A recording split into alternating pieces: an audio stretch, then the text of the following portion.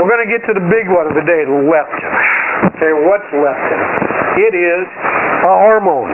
It's a 224 amino acid chain hormone. Just like you have insulin that controls your blood sugar in your body, leptin controls your fat in your body. It's a hormone for regulation of fat and fat use. They didn't even know about it when Dr. Julie and I were going to school 100 years ago. It was discovered in the mid-90s. They really didn't know what it did, and they're just now really starting to understand how leptin control affects the fat and what it does in the body. It's controlled by the hypothalamus. Your leptin has that feedback mechanism just like insulin does. Produces ATP in the fat cells. All right, so we want to produce energy.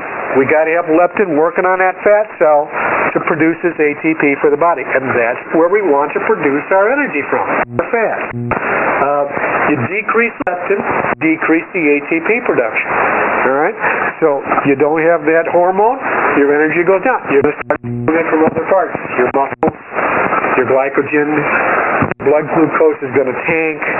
It's going to do what it has to do, but without the leptin response, food intake increases your leptin. That's an important point, guys. We got to understand.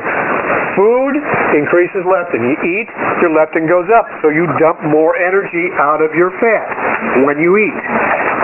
Decrease food, decrease the leptin. You get less energy coming out of your fat cells. It's an important point here. Eating without hunger. Remember we talked about this emotional response? Well, you eat, stimulates the leptin, it goes up, that stimulates your fat cell to produce energy, but you don't need all that blood sugar, you don't need all that energy, so what does it do? It makes more fat cells to store. What does this? Makes bigger fat cells. You restore all this energy you just dumped up because you ate when you weren't hungry. It affects the rest of the endocrine system. Remember, I said that the hypothalamus controls all the neuroendocrine system. Well, the minute you start...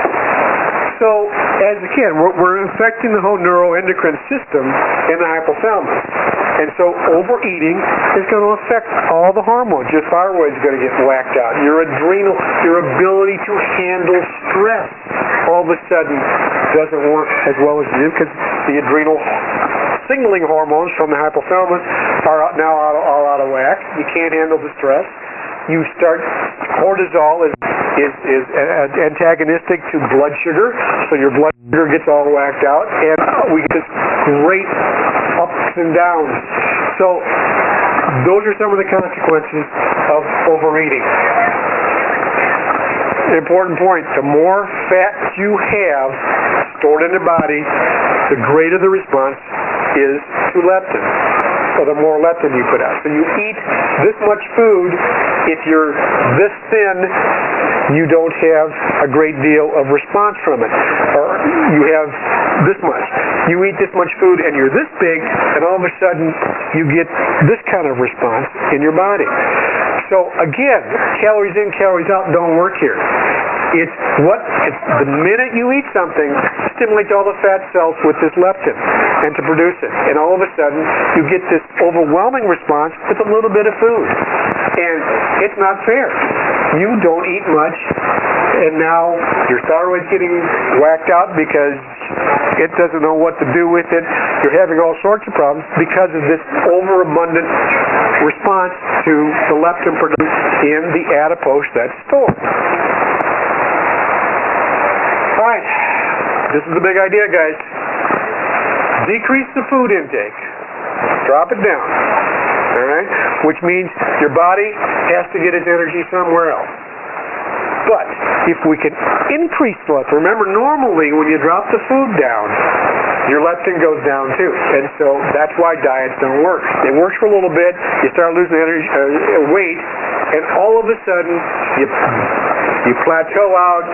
Your body says, oh, I'm not going to let you do that. I'm going to raise my blood sugar up so you can't starve me. Your blood sugars go whacked out. You don't lose any weight.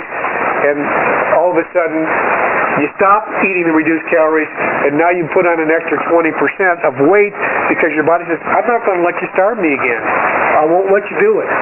And so it puts on a new set point higher up to keep the fat and the blood sugar higher. Alright, so that's the normal response to reducing your calories in the body. It'll work for a short while, and then your body's going to renege. Alright, if we can increase the leptins while we decrease the calories, all of a sudden we have a wonderful physiologic function happening in the body. We're starting to burn this yellow fat at a higher rate because that's where we're getting our calories, and yet we're not putting the calories in through the food to have them produce the glucose. So we'll burn the yellow fat while we reduce that calorie intake. That's the holy grail here. And that's the big idea. How do we do that and do it in a healthy manner to reduce